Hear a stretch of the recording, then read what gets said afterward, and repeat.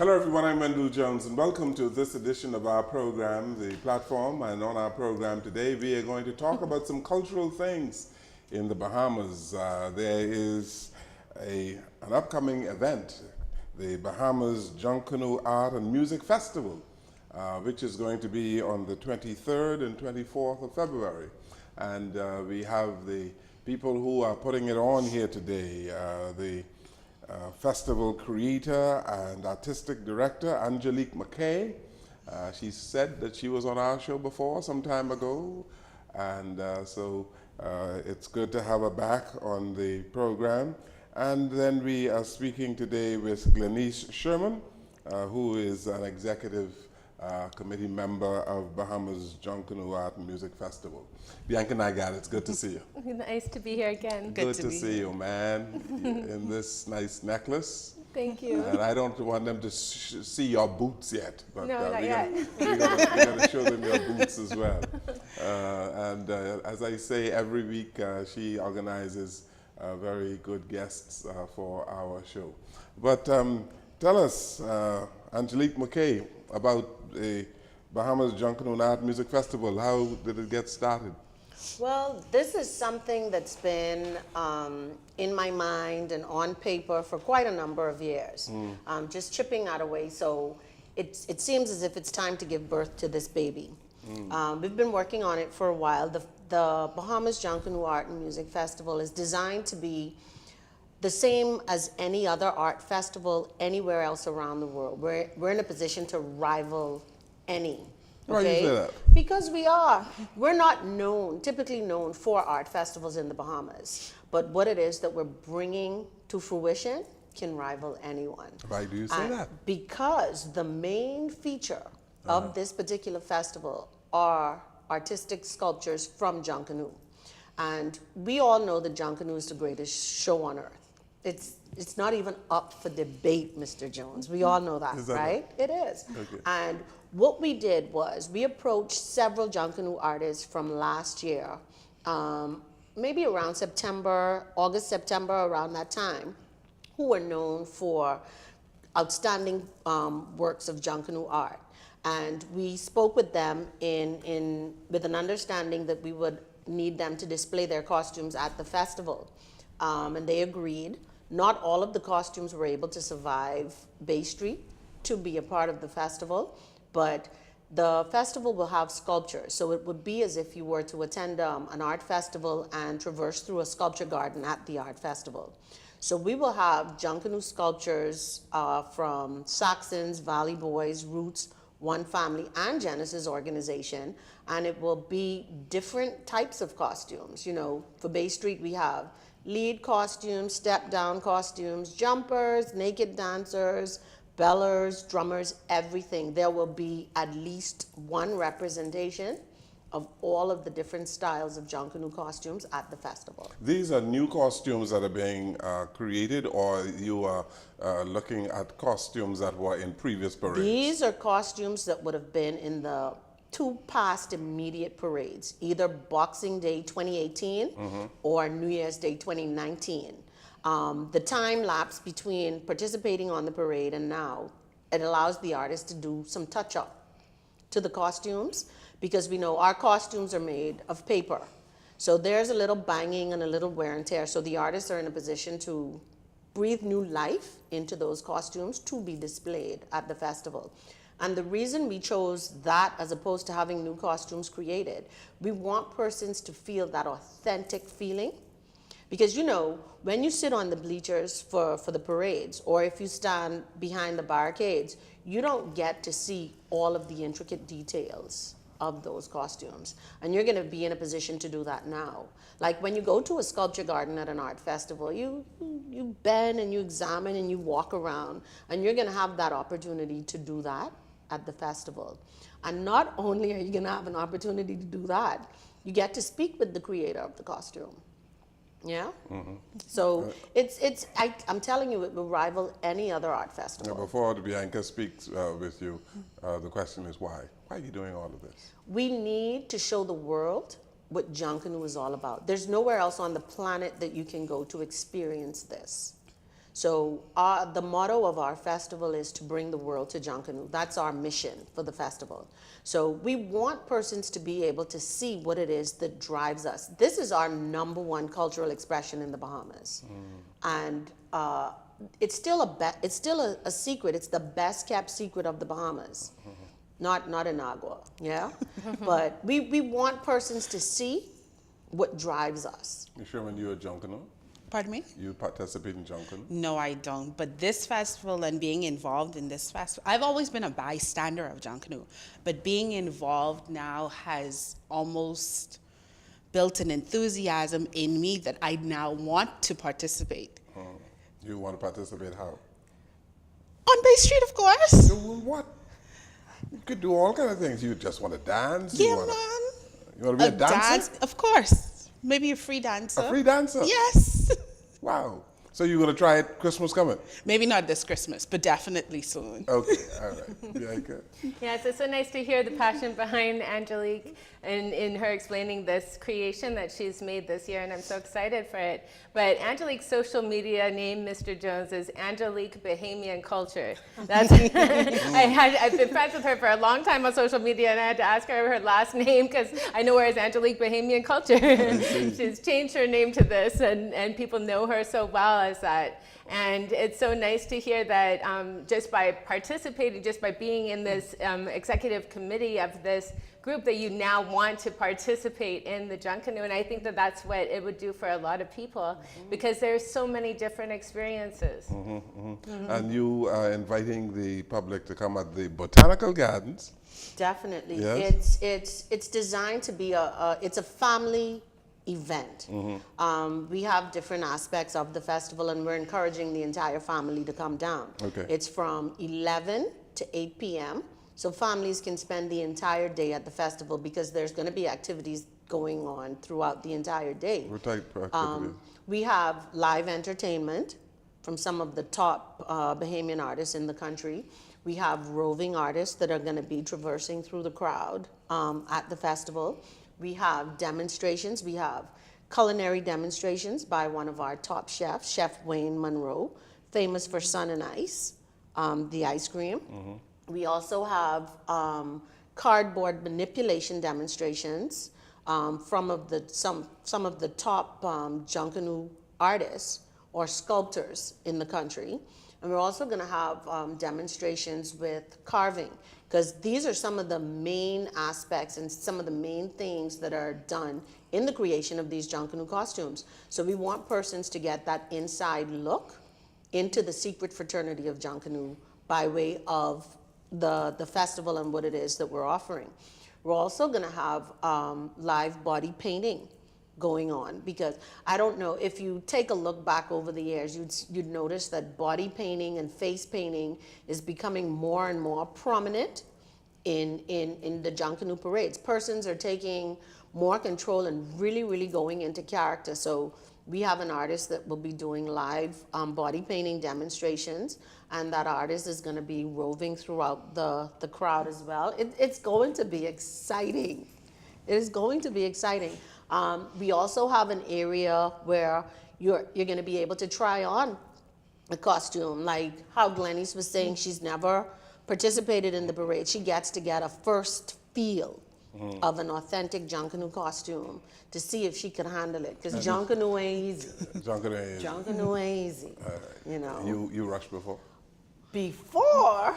Every year. Who do you rush with? I'm a Genesis She-Hawk, and I rush every year, 2 mornings, Boxing Day and New Year's Day, and I paste my own costume. You paste your own costume? From the bottom to the top. And you've been doing it for how long? I'm not, for quite a while. I don't want to date myself too much, but Okay. I've been doing it for quite a number of years. And Genesis is the only group you rush for? No, I came up in the Saxons. My father's one of the founding members of the Saxon Superstars, Freddie McKay. And then I went to One Family when they broke off. And now I'm with Genesis because I believe in change. And that's the mission of the Warhawks. Okay, all right. Interesting. You see what you're missing? You could have been in one of those groups. Let me tell you something. Her enthusiasm for Junkanoo is infectious. You can't help but want to see what drives her to do what she does. And being a part of this festival helps me understand. One of the other aspects that we're going to bring to the festival for persons like me who want to get involved, there's going to be a pop-up shack.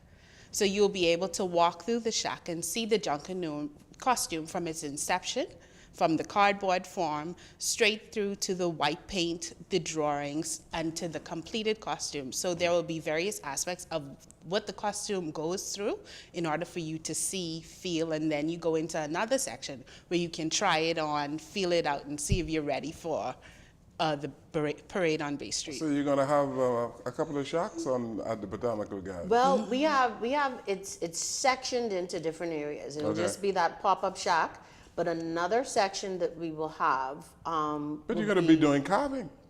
That's in the demonstration area. Yes. And it's timed because you may not be interested in the cardboard manipulation demonstration today. You may want to watch that tomorrow, but you may have like, well, I want to watch the carving today and I want to see this culinary demonstration today.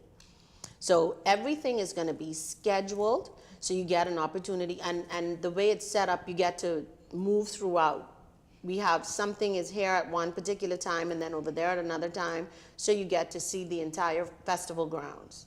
And there's also going to be a section that's just devoted to the music of Junkanoo. So you would be able to see about 6 or 7 different styles of cowbells and the way that's done.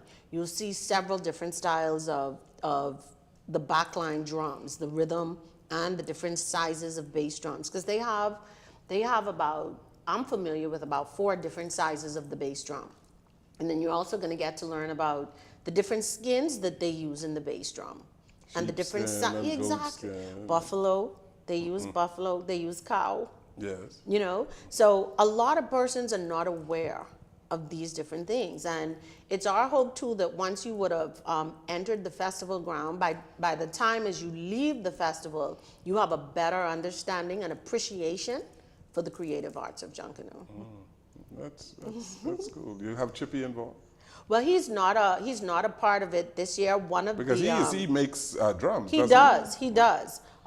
One of the members of the Junkanoo Commandos who travels with us doing demonstrations on Junkanoo has committed to the production of a goatskin drum for the demonstration.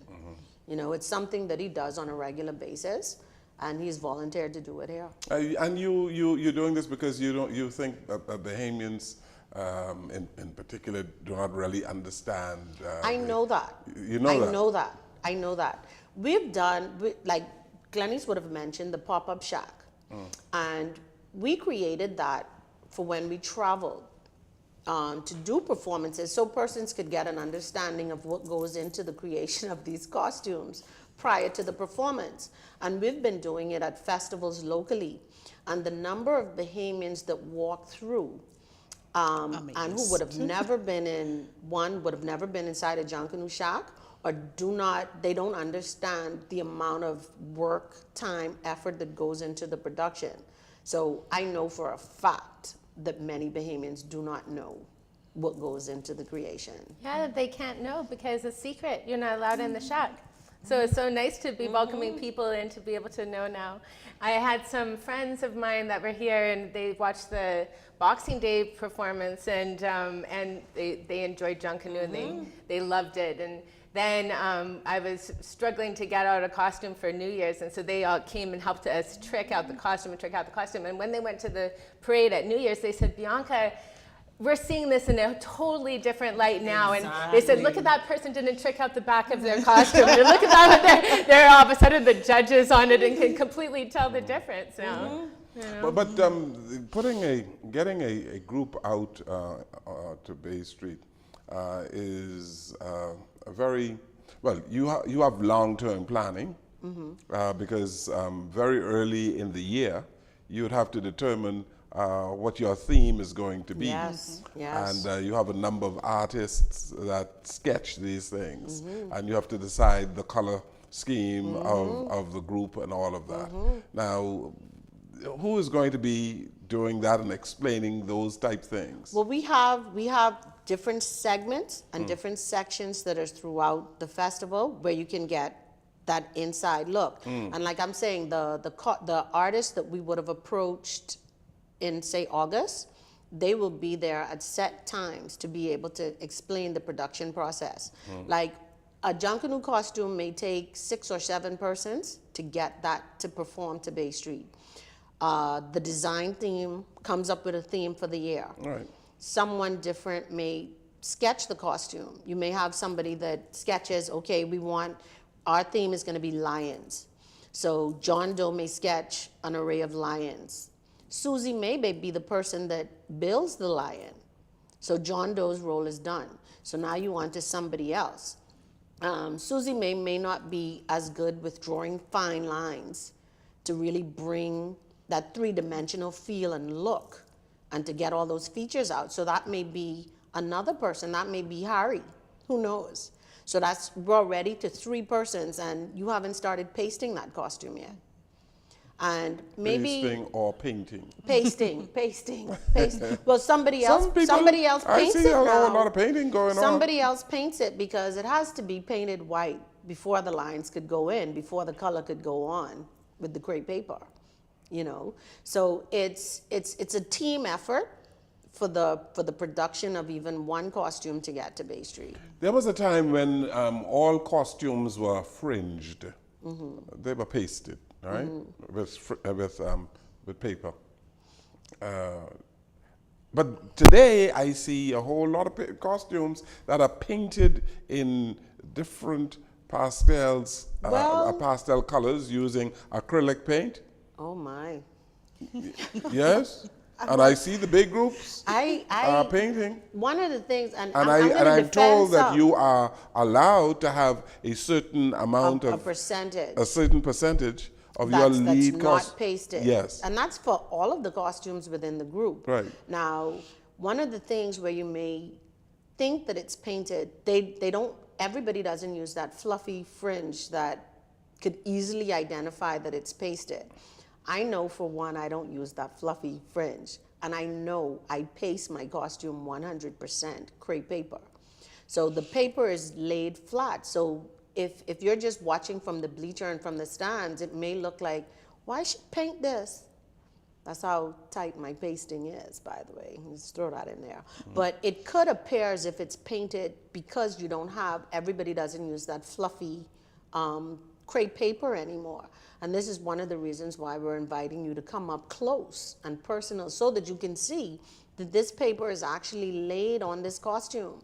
You know, when you go into the shacks and you see how long it takes for them to just paste like a 12 by 12 square on a costume, you're like, wow. You know, and then some of what you may have seen, there are some embellishments that they may use with some of that paper that you spoke about, but it's still paper when they add it up. But there are various pasting paper cuts and styles that they use. You're a real Junkanoo artist. I am. Okay. I am Junkanoo, Mr. Jones. Let's take a break here. We're talking about the Bahamas Junkanoo Art and Music Festival. We take this break, we'll come right back.